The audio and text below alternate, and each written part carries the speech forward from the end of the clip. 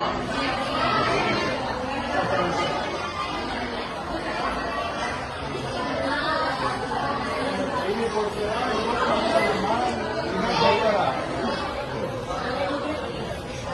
ದಿನದಿಂದ ಕೊಡ್ತಾ ಇದ್ದಾರಾ?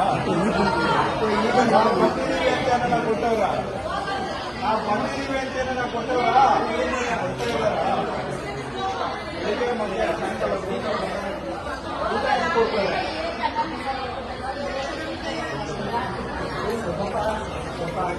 ಮಧ್ಯಾಹ್ನ ರಾತ್ರಿ ಚೆನ್ನಾಗಿದೆ. ಹೌದಾ?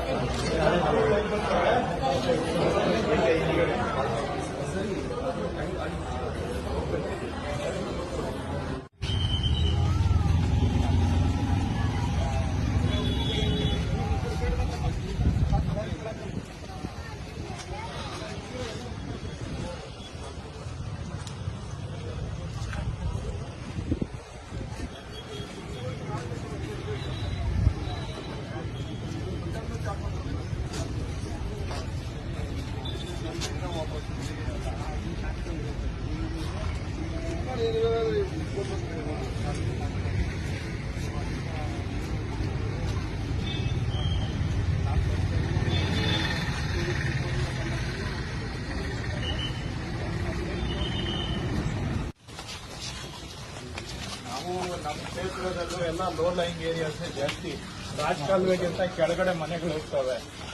ಆ ಮನೆಗಳ ಫ್ಲಡ್ಡಿಂಗ್ ಯಾಕೆ ಆಗುತ್ತೆ ಅಂದ್ರೆ ರಾಜಕಾಲುವೆ ನೀರು ವಾಪಸ್ ಈ ಏರಿಯಾ ಒಳಗೆ ಬರ್ತದೆ, ರಿವರ್ಸ್ ಬರ್ತದೆ. ಹಂಗಾಗಿ ನಮ್ಮಲ್ಲೂ ಫ್ಲಡ್ಡಿಂಗ್ ಆಗುತ್ತೆ. ಹೇಳಿದ್ದೀನಿ ಅಣ್ಣ, ನಡಿಯೋಣ. ಒಂದು ಖಾತೆ ಮಾಡ್ತಾ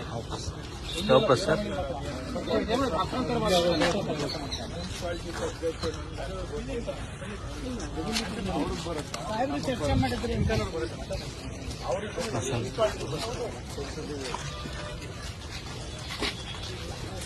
ಸರ್, ಆಮೇಲೆ ಇನ್ನೊಂದು ಸಿಂಪಲ್ ನಂಜನಗೂಡು ಮೈಸೂರು ರೋಡ್ ಪ್ರತಿ ವರ್ಷ MLA ಅವರು ಅಲ್ಲಿಗೆ ಕರ್ಕೊಂಡು ಹೋಗ್ತಾರೆ. 3 ಅಡಿ 4 ಅಡಿ ಒಂದು ಅರ್ಧ ಕಿಲೋಮೀಟರ್ NHAನವರಿಗೆ ಪತ್ರ ಬರೀತೇನೆ.